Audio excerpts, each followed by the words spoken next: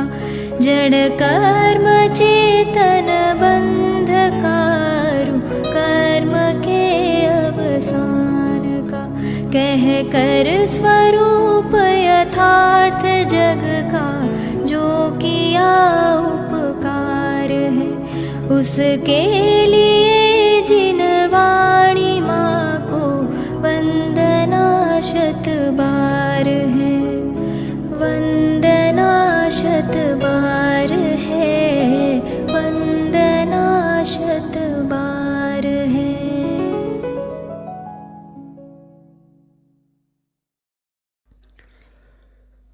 ओम नमः सदेभ्य ओम नमः सदेभ्य ओम नमः सदेभ्य।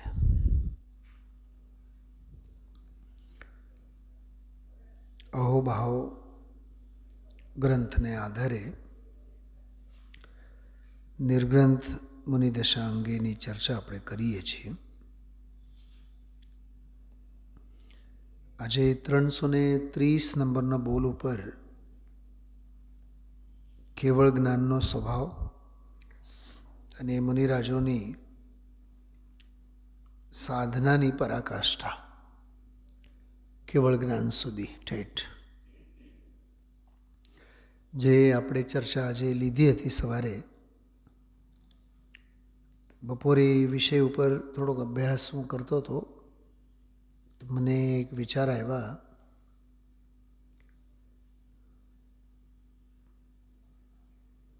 કે એમાં દેવભક્તિની વાત હતી। અરહંત ભગવાન દેવભક્તિની વાત છે। આ વિષય ગુરુ ભક્તિનો છે। અહોભાવ મુનિ ભગવંતો અંગેના મુનિરાજોના અંતરંગ બહિરંગ સાધનાના બધા બોલો છે।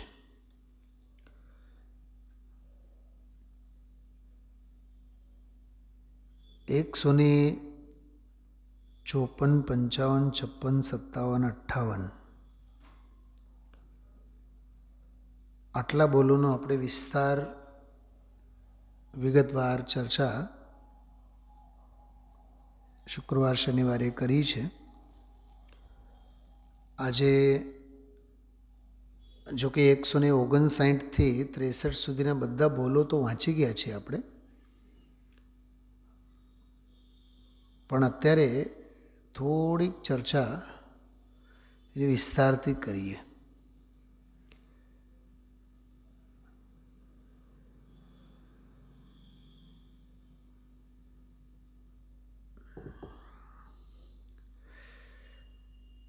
એક 159મો જે બોલ છે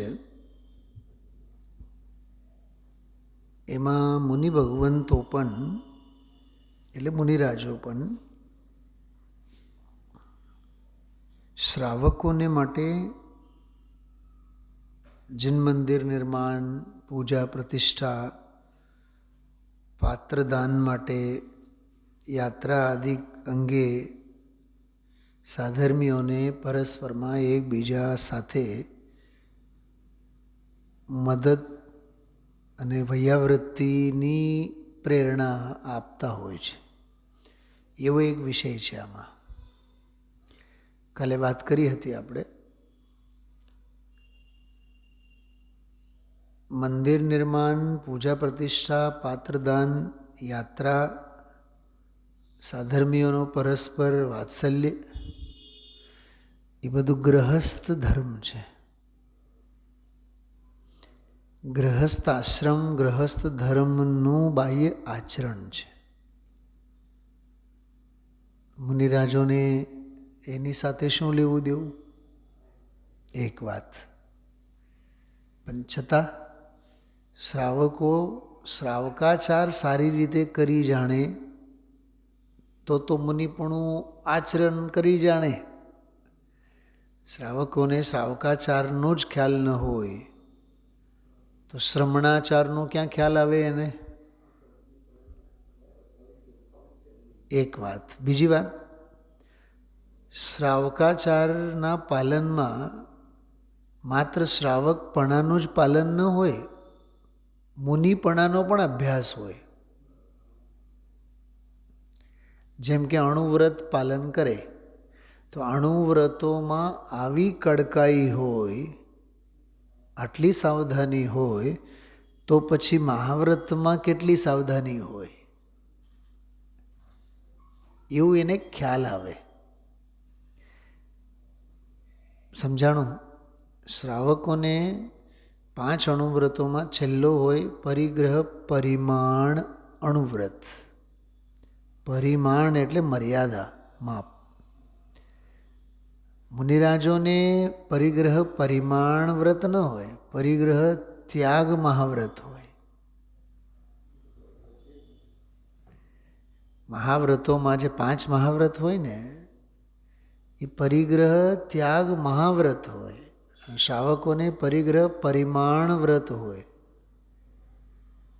તો પરિમાણ કરતો શીખે તો ત્યાગ કરવાની ભાવના એની દ્રઢ થાય. ધનજીભાઈ સમજાણું શું કીધું?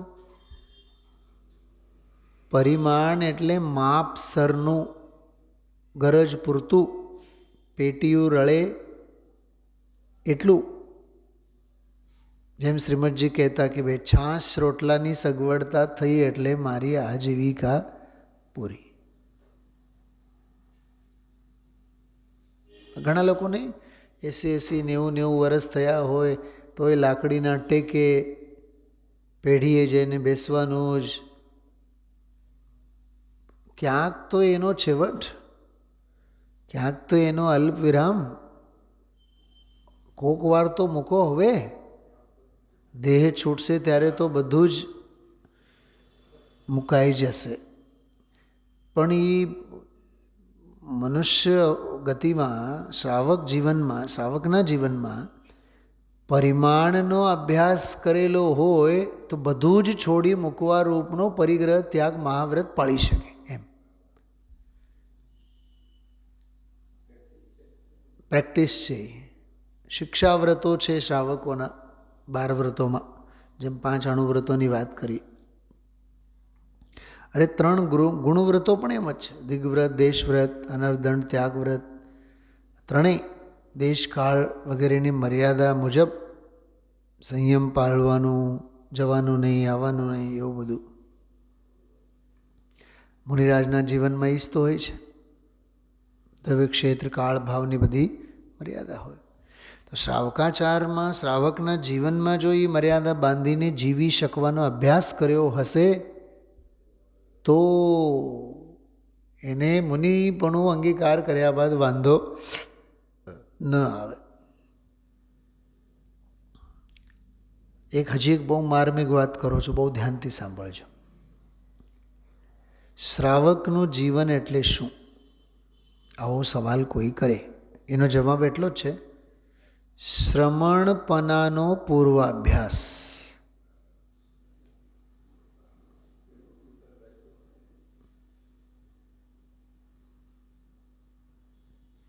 જેમ લગ્ન પછી થાય, પહેલાં સગપણ થાય. તો કોઈ પૂછે કે સગપણ એટલે શું? તો એનો જવાબ શું છે? લગ્નનો પૂર્વાભ્યાસ.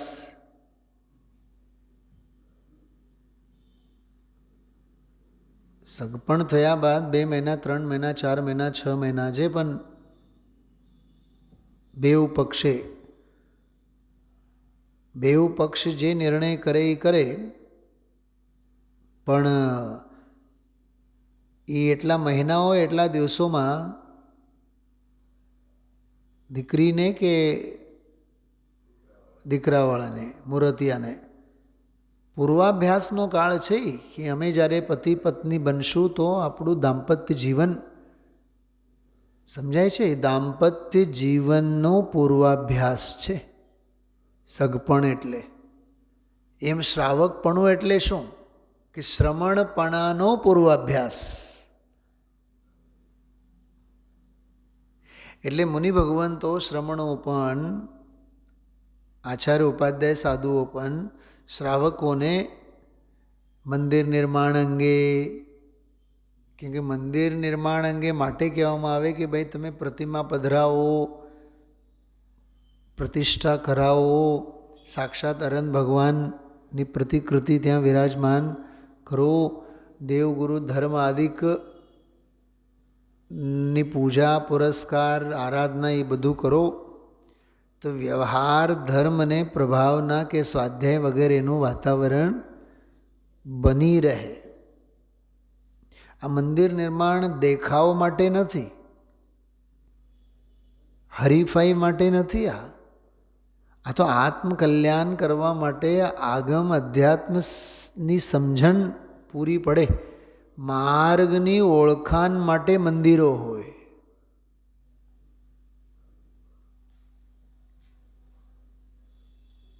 સમજાય છે? મંદિર એટલે વૈરાગ્યની પાઠશાળા. મંદિર એટલે આત્મહિત અને આત્મકલ્યાણના બાળ મંદિર. મંદિર એટલે શું?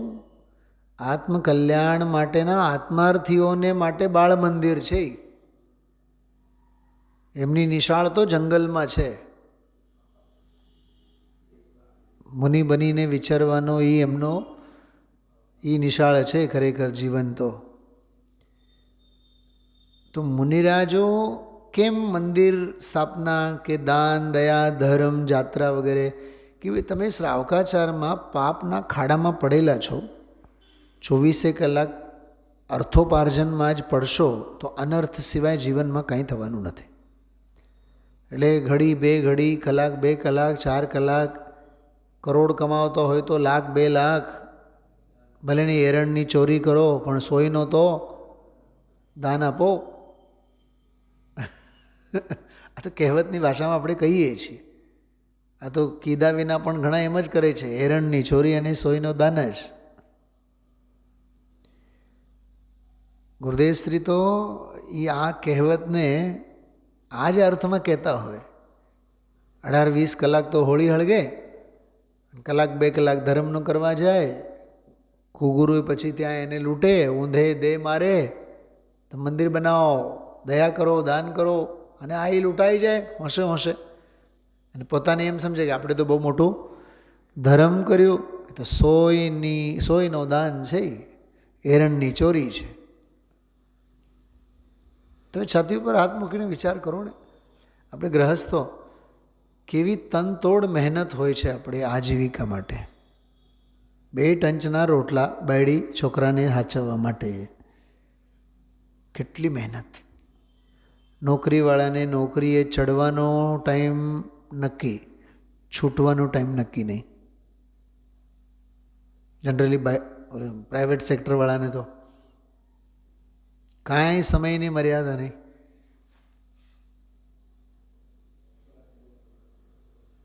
છ વાગે છૂટશે, 7 વાગે છૂટશે, 8 વાગે, કાંઈ નહીં, નક્કી નહીં.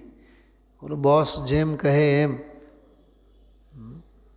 જેમ અજ્ઞાની જીવ મોહ જેમ કહે તેમ નાચે, એમ પ્રાઇવેટ સેક્ટરમાં બોસ જેમ કહે તેમ પ્રોજેક્ટો કરવાના, કામ કરવાના, ટાર્ગેટ પૂરા કરવાના. એટલે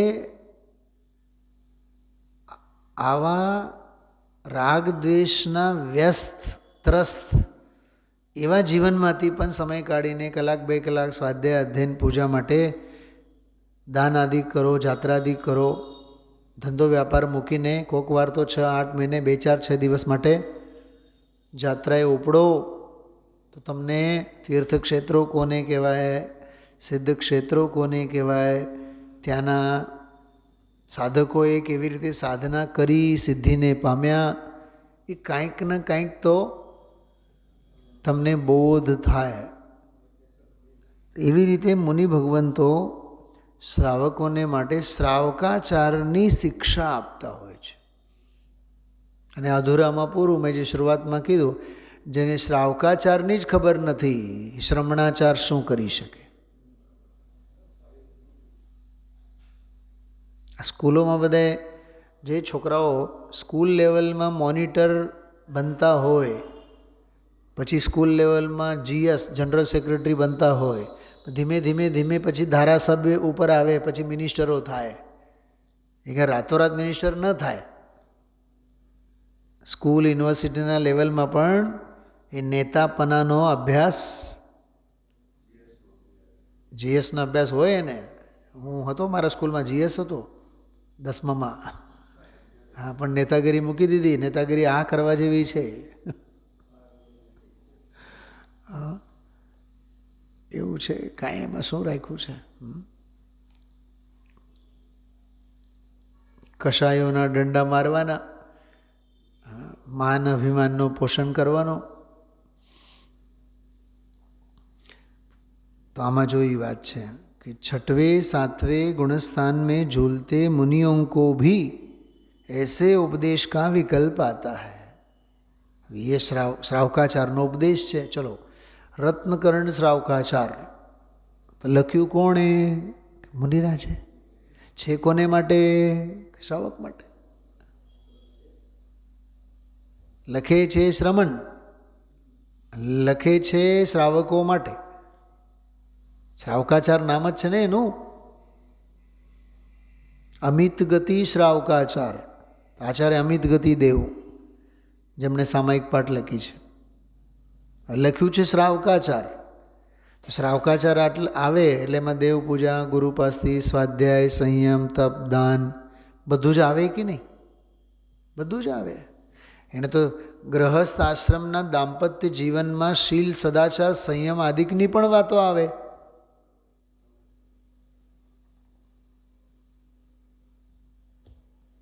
અરે કલ્યાણકારક આયુર્વેદ ગ્રંથો લખે, આયુર્વેદના ગ્રંથો આપણા આચાર્યો, તો એમાં બાળક કેમ પેદા થાય અને બાળકનો ઉછેર કેમ કરવાનો, એને સંસ્કાર કેમ આપવા, એનો એ શાસ્ત્ર બનાવેલું હોય.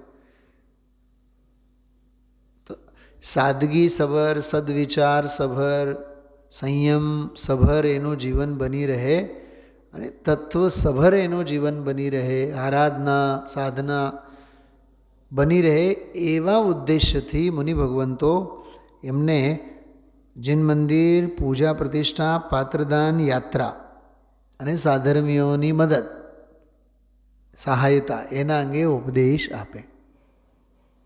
ખ્યાલમાં આવ્યું?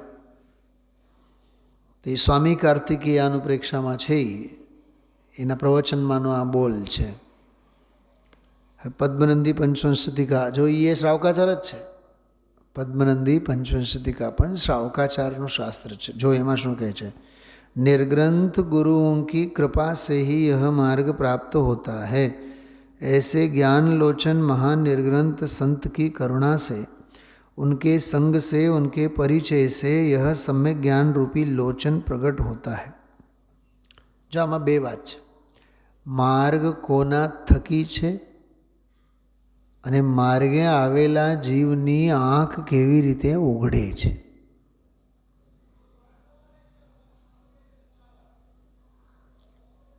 આજે સવારે આપણે લઘુ તત્વ સ્ફોટ 2 અધ્યાયો એનો મેં ભાવાર્થ વાંચીને બતાવ્યો હતો. 50 શ્લોકોનો 2 મિનિટ 4-5 મિનિટમાં વાંચ્યું હતું આપણે. મેં આજે લઘુ તત્વ સ્ફોટ બપોરે ધામજીભાઈ 12:30 પૌન વાગ્યાથી લઈને ઠેઠ 5 વાગ્યા સુધી 20 અધ્યાયો વાંચ્યા મેં. 5 જ બાકી રહ્યા. છેલ્લે થોડોક સમય ઘટ્યો ને તો મારે આજે પૂરો જ કરવાનો હતો. એમાં એક જગ્યાએ એક બહુ સરસ વાત આવી. હે જિનેન્દ્ર ભગવાન, તીર્થથી તમારી ઉત્પત્તિ છે અને તમારાથી તીર્થની ઉત્પત્તિ છે. તીર્થ વડે એટલે તરવાના ઉપાય, એમાં વ્યવહાર નિશ્ચય બેવું લઈ લેવાનો. માર્ગ વડે તમે છો અને તમારા થકી માર્ગ છે.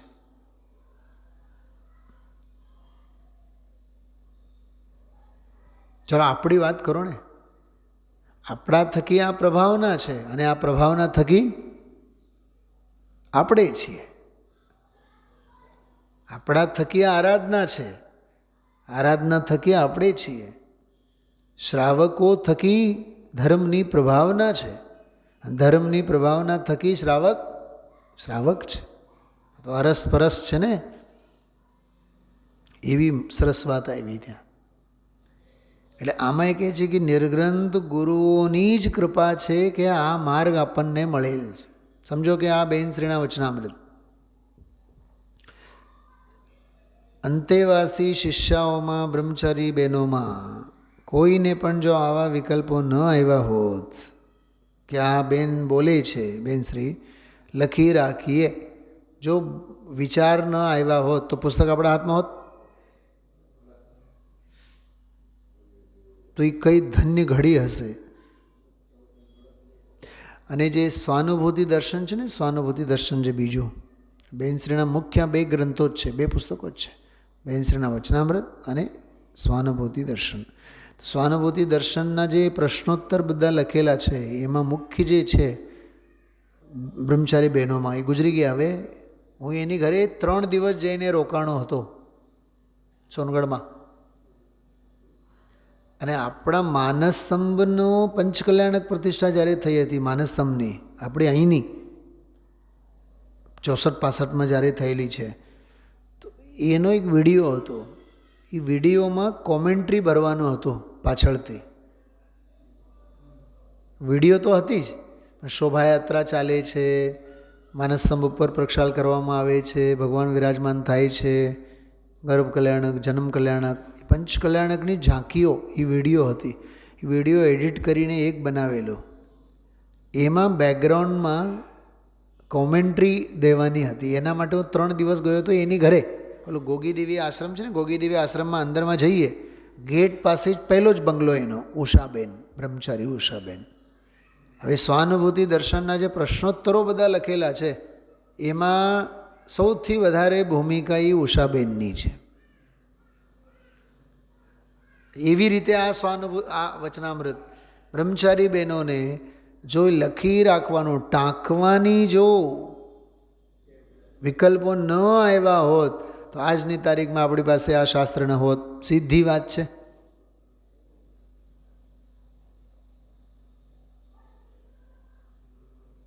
મુનિરાજો, હું તો એમ કહું છું, મુનિરાજોના સવિકલ્પ દશામાં શાસ્ત્ર લખવાના ભાવ અને વિકલ્પો અને ક્રિયા ન થાત તો આજે આપણી પાસે અશ્રુત પરંપરા હોત જ નહીં.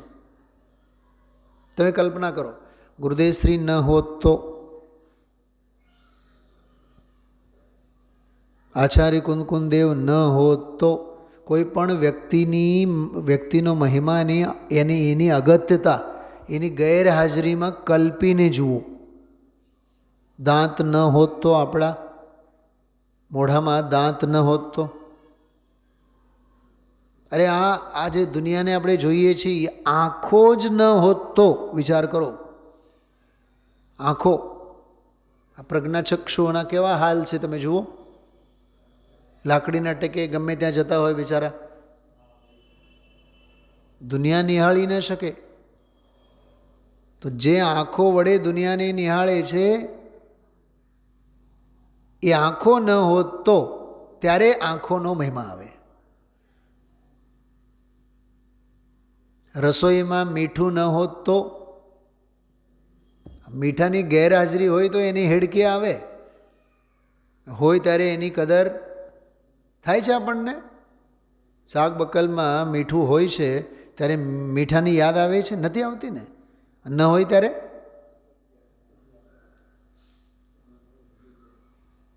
આવું છે. પૂજ ગુરુદેવ ન હોતે તો, એમાં એ જ કલ્પના છે, ન હોતે તો. એમ ગુરુદેવશ્રી ન હોત તો એની કલ્પના માત્ર છે. એમ આચાર્ય કુંદકુંદેવ ન હોત, પૂજપાદ આચાર્ય ન હોત. હું એક મારી વાત કરું, અહીંયા તો આપણે 365 દિવસ સ્વાધ્યાય ચાલે છે, પણ નિયમિત વિદ્વાન તરીકે અહીંયા કોઈ વિદ્વાનની હાજરી જ ન હોત તો કલ્પના કરો.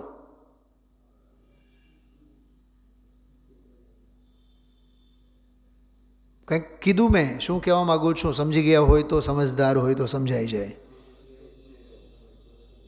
કોઈ પણ વ્યક્તિની ગેરહાજરીની કલ્પના કરો. જેમ કામવાળા ન હોત તો, કરોડપતિની ઘરે જે આવે ને વાસણવાળી જુદી અને કપડાવાળી જુદી, હા, ઝાડુ પોતું કરવા માટે જુદી, એમાંથી એક થાંભલો જો પડી ભાંગે ને તો મહારાણીને યાદ આવે. ઊંચે આવાજે કામવાળીને બોલી ન શકે, કીધા વગર 4 દિવસ ગેરહાજર રહે તો એને કહી ન શકે. પૂછવાનો અધિકાર નથી કે તું કેમ નહોતી આવી, પૂછી જો, એ હાલતી થઈ જશે. કેટલી લાચારી છે. ઘરના કેવા તંત્ર એના વડે હચવાતા હોય છે, પણ એના વગર ઘર પરિવાર કલ્પી જુઓ. આ વીજળી, ઘરમાં એક 4 કલાક વીજળી જાય, 4 જ કલાક, બોલો, ફ્રીજનો સત્યાનાશ, ફ્રીજમાં મૂકેલ બધો 56 ભોગ ખરાબ થઈ જાય. એટલે આ બધું સહેજે મળી રહે છે ને, સહેજે ઉપલબ્ધ છે ને, એટલે એની કિંમત આપણને નથી થતી. એટલે મેં કીધું પણ હતું હમણાં 2-3 દિવસ પહેલાં, ઓલો શ્લોક કીધો હતો સંસ્કૃતમાં. હા, વરસાદના છાંટા, હા, વરસાદના ઋતુમાં આપણને સુહાવતા નથી, ઝાપટા જે આવે, કેમ કે 4 મહિનામાં તો વરસાદ તો હોય જ હોય, એમાં 2, 4, 6 વખત વરસાદ આવ્યો એટલે બસ ભયો. એટલે ઋતુમાં એ ટેકન ફોર ગ્રાન્ટેડ જ હોય. આ તો બધું સહેલું જ છે, બધું સહેજ જ છે, સ્વીકારી જ લીધા હોય આપણે. અને ભર ઉનાળે 4 છાંટા આવે તો કેવું લાગે, અમૃત વર્ષા થઈ. ન હોય ત્યારે એની કિંમત થાય. આપણા દાંત, સાંભળવાની શક્તિ, જોવાની શક્તિ, માથા ઉપરના વાળ. આ ચલો એક વિચિત્ર દાખલો આપો, દાઢી. પુરુષને, ઘરના છોકરાને 20, 22, 25 વર્ષનો થયો તોય દાઢી જ ન ઉગે. બોલો, મા બાપને હાર્ટ એટેક આવશે કે નહીં?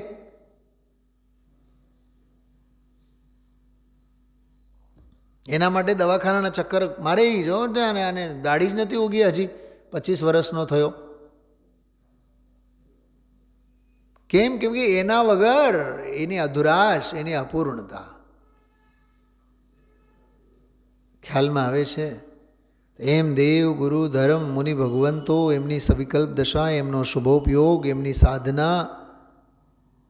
આચાર્ય કુંદકુંદેવ વિદેહ ક્ષેત્રે ન ગયા હોત તો, અચ્છા ગયા હતા ઠીક, પાછા ન આવ્યા હોત તો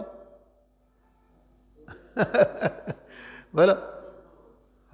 અચ્છા, પૂજ ગુરુદેવ શ્રી વિદેહ ક્ષેત્રમાં હતા, એ ત્યાંથી જ પોતાની આરાધના કરીને વયા ગયા હોત તો, અહીંયા ન જ આવ્યા હોત તો ભરત ક્ષેત્રમાં, કલ્પના કરો એના વગર.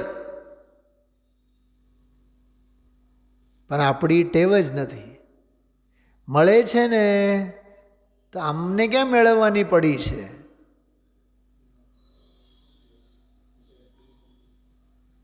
અને બીજી એક વાત કરું, બહુ માર્મિક વાત છે.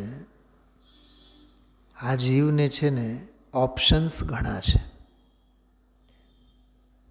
અત્યારે જો ઓનલાઈન બધા સ્વાધ્યાયો, પ્રવચનો છે ને, દરેક અમે ઓલાને સાંભળીએ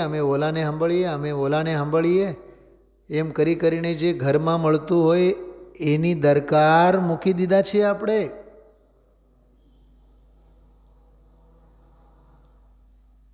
ગુરુદેવ શ્રીના જ પ્રવચનો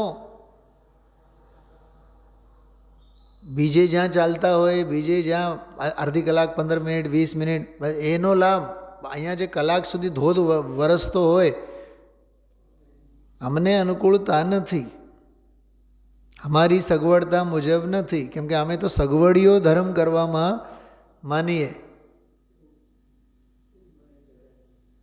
હમણાં જે આપણે ન્યાય અંગે જે વાત કરીને, હમણાં કાલ પરમ દિવસે આવતા રવિવારથી ન્યાયના ક્લાસ અંગે, એટલે મેં વિદ્વાનોના ગ્રુપમાં એનું આખું મૂકેલું હતું, સ્લાઇડ બનાવીને.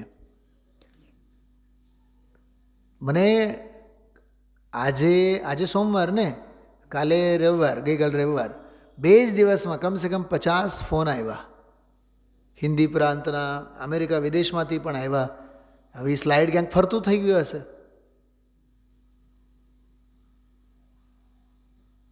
અને 50માંથી મને 45 જણાએ તો એ જ પૂછ્યું કે ક્લાસનો રેકોર્ડિંગ થઈને યુટ્યુબ ઉપર મળશે ને, એનો અર્થ શું? તમે સમજો એનો અર્થ શું? કે અમે લાઈવ તો અમે જોડાઈ શકવાના નથી, એમાં પડ્યું હોય એટલે પછી અમે અમારી રીતે અનુકૂળતા મુજબ આવો સગવડિયો ધર્મ અને એની માનસિકતા દરેકની થયેલી છે. કેમ કે વિકલ્પો ઝાઝા મળ્યા, ઓપ્શન્સ છે ને. મેં એક વખત દાખલો પણ આપ્યો હતો, ગામડાઓમાં એક કરિયાણાની દુકાન હોય, ઝક મારીને એ જ કરિયાણાની દુકાનમાંથી ખરીદશે. અને આપણે શહેરમાં રહેતા હોઈએ, દાણાપીઠમાં જાય તો 50 કરિયાણાની દુકાનો મળે. એવું આ ધર્મ પ્રભાવનામાં પણ થયેલું છે.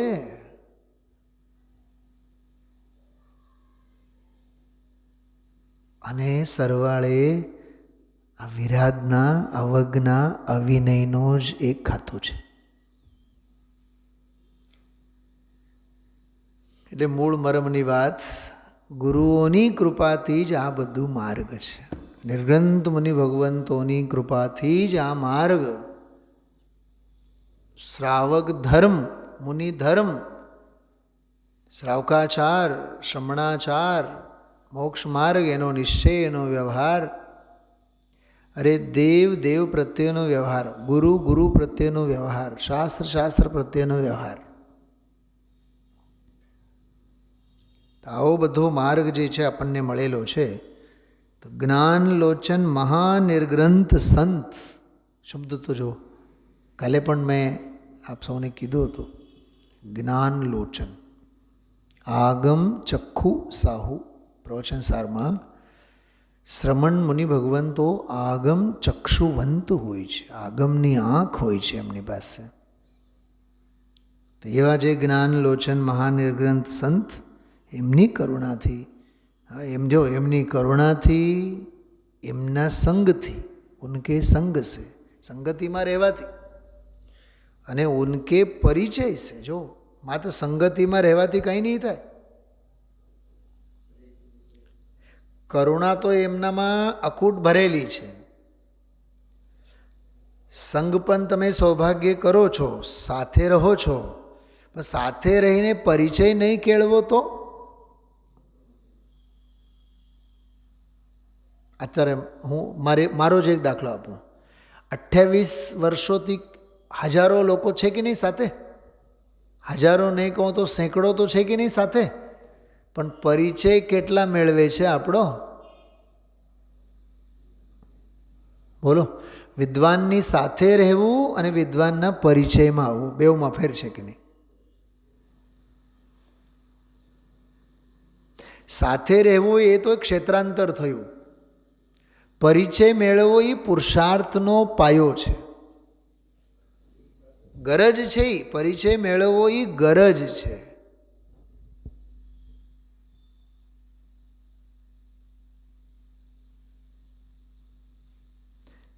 સમજાય છે? ક્યાંય ઓલા મ્યુનિસિપલમાં, કોર્પોરેશનમાં કોઈ આધાર કાર્ડના રિન્યુએશન માટે આપણે એમાં ફેરફાર માટે જઈને લાઈનમાં ઊભા હોય, આપણે તરત જ આગળ પાછળ પહેલી વખત એમના થોબડા જોયા હોય, આપણે લાઈનમાં જે ઊભા હોય, 2 મિનિટમાં લાઈનમાં ઊભા હોય ત્યારે પરિચય આપણે કેળવાય કે નહીં? ભાઈ તમે ક્યાંથી આવ્યા? ભાઈ તમારું કામ શું છે? તમારું ફોર્મ શું છે? તમે શું ભર્યું? તમે કયા ડોક્યુમેન્ટ્સ લાવ્યા? બોલો, આ શું બતાવે છે? આ પરિચય શું બતાવે છે? ગરજ. હા, મારું કામ કેટલી વખત અટકેલું છે ને, થતું નથી, તો તમે ડોક્યુમેન્ટ્સ લઈ આવ્યા છો, તો હું લઈ આવ્યો કે એ ચકાસ નહીં. એ પોતાના કામ સહેજતાથી કામ થાય એને માટે ગરજની ભાવનાથી એનો પરિચય.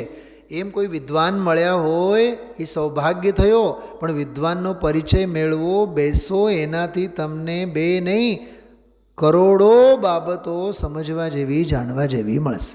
એમ અહીંયા મુનિરાજ અંગે કહે છે કે ઉનકે સંગ સે ઉનકે પરિચય સે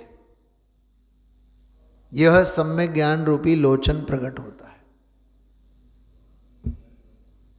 આ 4થી ગાથામાં છે, સમયસારમાં આવી. પોતે સમ્યક દર્શનની પ્રાપ્તિ કરી નથી, આત્મજ્ઞાન કર્યું નથી અને આત્મજ્ઞાનીઓની સેવા કરી નથી. ચોથી ગાથા સમયસારમાં છે આવી વાતા.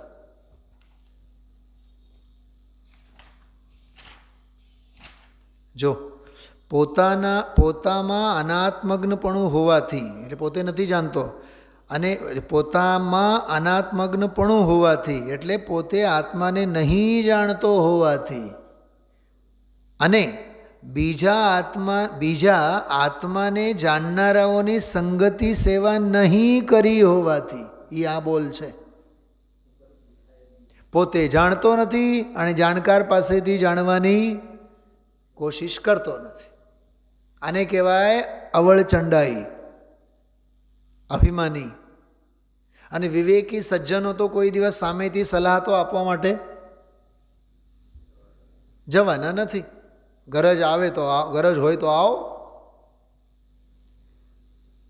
નથી પૂર્વે કદી સાંભળવામાં આવ્યું, નથી પૂર્વે કદી પરિચયમાં આવ્યું, નથી પૂર્વે કદી અનુભવમાં આવ્યું. 2-3 દિવસ પહેલાંના સ્વાધ્યાયમાં ગુરુદેવસિંહ એવું બોલ્યા છે, એક વાક્ય બોલ્યા હતા બહુ સરસ, કે આ જીવને સાંભળવા મળ્યું નથી, અને સાંભળવા મળ્યું તો રુચિથી સાંભળ્યું નથી, અને રુચિથી સાંભળ્યું તો જીવે બેસાડ્યું નથી. એવી કરુણતા છે. 2 બોલ થયા છે, બાકીના પછી આપણે લેશું. ઓમ નમઃ સિદ્ધેવ.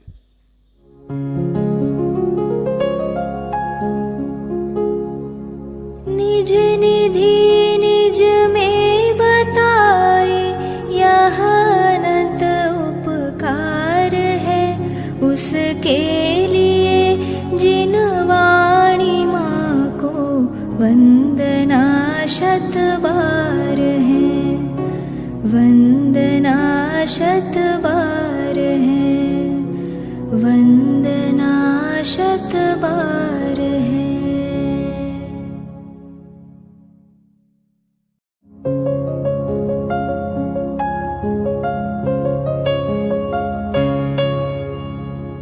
जिन वाणी भारती तो ही जपो दिन रैन, जो तेरी शरणा गहे सो पावे सुख चैन.